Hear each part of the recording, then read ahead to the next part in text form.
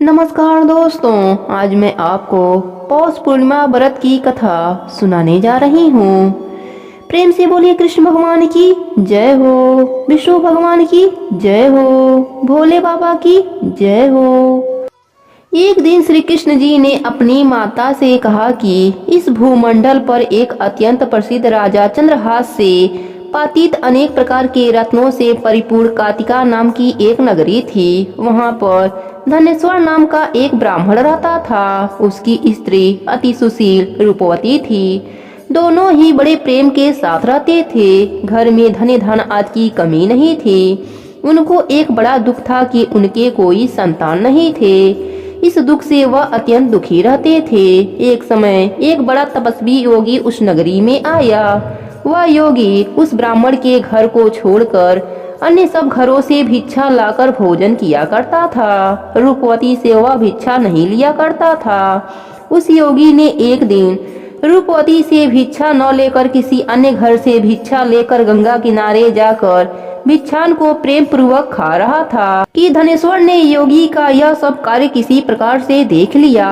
अपने भिक्षा के अनादर से दुखी होकर धनेश्वर योगी से बोला, महात्मन, आप सब घरों से भिक्षा लेते हैं परंतु मेरे घर की भिक्षा कभी नहीं लेते, इसका क्या कारण है?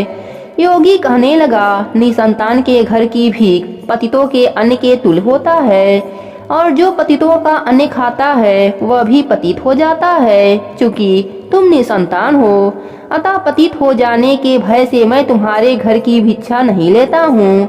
धनेश्वर यह बात सुनकर अपने मन में बहुत दुखी हुआ और हाथ जोड़कर योगी के पैरों पर गिर पड़ा तथा दुखी भाव से कहने लगा, हे महाराज, यदि ऐसा है तो आप मुझे पुत्र प्राप्ति का उपाय बताइए, मुझ पर कृपा कीजिए। धन की मेरे घर में कोई कमी नहीं परंतु मैं पुत्र न होने के कारण अत्यंत दुखी हूँ। आप मेरे इस दुख का हरण करें। यह सुनकर योगी कहने लगा, हे ब्राह्मण, तुम चंडी की आराधना करो। ब्राह्मण घर आकर उसने अपने पत्नी से सारा वृतांत कहा और तपस्या करने वन में चला गया। वन में जाकर उसने चंडी की उपासना की। चंडी ने 16वें दिन उसको सपने में दर्शन दिया और कहा, हे धनेश्वर, जाओ, तेरा पुत्र होगा परंतु वह 16 वर्ष की आयु में मृत्यु को प्राप्त हो जाएगा। ब्राह्मण ने हाथ जोड़कर कहा, माँ, ऐसा कोई उपाय बताइए जिससे मेरा पुत्र अल्पायु न रहे। तब माता ने कहा, अगर तुम दोनों स्त्री पुरुष 32 पूर्णिमाओं का व्रत विधि विधान से करोगे तो वह दीर्घायु होगा। देवी जी की असीम कृपा से उसे एक अत्यंत सुंदर पुत्र उत्पन्न हुआ जिसका नाम उन्होंने देवी दास रखा। माता पिता के हर्ष और शोक के साथ वह बालक शुक्ल पक्ष की चंद्रमा की भांति अपने पिता के घर में बढ़ने लगा। भवानी की कृपा से वह बालक बहुत ही सुंदर, सुशील और विद्या पढ़ने में बहुत ही निपुण हो गया। दुर्गा जी की आज्ञा अनुसार उसकी माता ने 32 पूर्णिमा का व्रत रखना आरंभ कर दिया था जिससे उसका पुत्र बड़ी आयु वाला हो जाए। 16वां वर्ष लगते ही देवी दास के माता पिता को बड़ी चिंता हो गई कि कहीं उसके पुत्र की इस वर्ष मृत्यु न हो जाए। इसलिए उन्होंने अपने मन में ऐसा विचार किया कि यदि यह दुर्घटना उनके सामने हो गई तो वह कैसे सहन कर पाएंगे। तब उन्होंने देवी दास के मामा को बुलाकर कहा कि देवी दास 1 वर्ष तक काशी में जाकर विद्या अध्ययन करेगा और उसको कभी भी अकेला मत छोड़ना। 1 वर्ष के बाद इसको घर लाना। ब्राह्मण और उसकी पत्नी ने अपने पुत्र की मंगल कामना के लिए दुर्गा माता की आराधना और पूर्णिमा का व्रत करना आरंभ कर दिया था। मामा और भांजा रात्रि बिताने के लिए एक गांव में ठहरे। उस दिन उस गांव में एक ब्राह्मणी की अत्यंत सुंदरी गुणवती कन्या का विवाह होने वाला था। संयोग बस होने वाला दुल्हा काना था। यह बात वर के पिता ने छुपा कर रखी थी। उसने जब देवी दास को देखा तो सोचा, इसी से कन्या का लग्न करा देता हूँ और विदाई अपने बेटे के साथ करा दूंगा।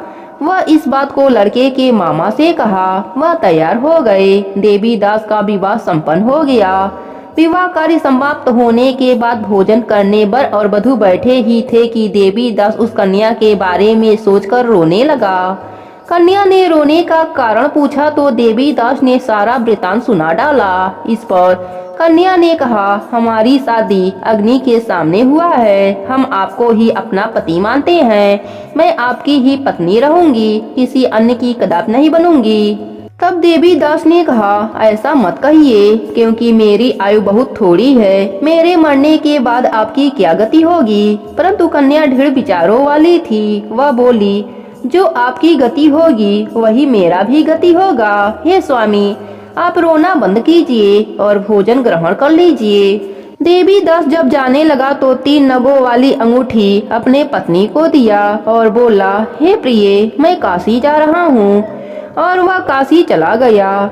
जब विदाई का वक्त आया तो कन्या ने अपने पिता से सारी बात बताई। लड़की के पिता ने सारे बरातियों को बुलाकर लड़के के पिता को अपमानित करके विदा कर दिया। वह सब आजे बाजे के साथ चले गए। भगवान श्री कृष्ण बोले, हे माता, इस प्रकार देवीदास काशी में पहुंच गया। एक रात्रि एक सर्प उसको डसने आया, परंतु व्रतराज के प्रभाव से उसको काट नहीं पाया, क्योंकि उसकी माता ने कई बार 32 पूर्णिमा का व्रत किया था। जब 1 वर्ष काशी में बीत गया तब देवीदास अपने मामा के साथ घर आने के लिए चल दिया। रास्ते में उसी गांव में रुका जहां उसकी शादी हुई थी। लड़की के पिता ने उसको पहचान लिया और बड़े मान सम्मान के साथ अपने घर ले गए। श्री कृष्ण जी कहने लगे कि इस प्रकार धनेश्वर 32 पूर्णिमा के व्रत के प्रभाव से पुत्रवान हो गया। जो भी स्त्रियां इस व्रत को करती हैं वे जन्म जन्मांतर में वैधर्भ का दुख नहीं भोगती और सदैव सौभाग्यशाली बनी रहती हैं। यह मेरा वचन है, इसमें कोई संदेह नहीं। यह व्रत पुत्र पौत्र को देने वाला तथा संपूर्ण मनोकामनाओं को पूर्ण करने वाला है। 32 पूर्णिमाओं के व्रत करने से व्रती की सब प्रकार की इच्छा भगवान शिव जी की कृपा से पूरा हो जाता है। प्रेम से बोले शंकर भगवान की जय हो, विष्णु भगवान की जय हो, कृष्ण भगवान की जय हो।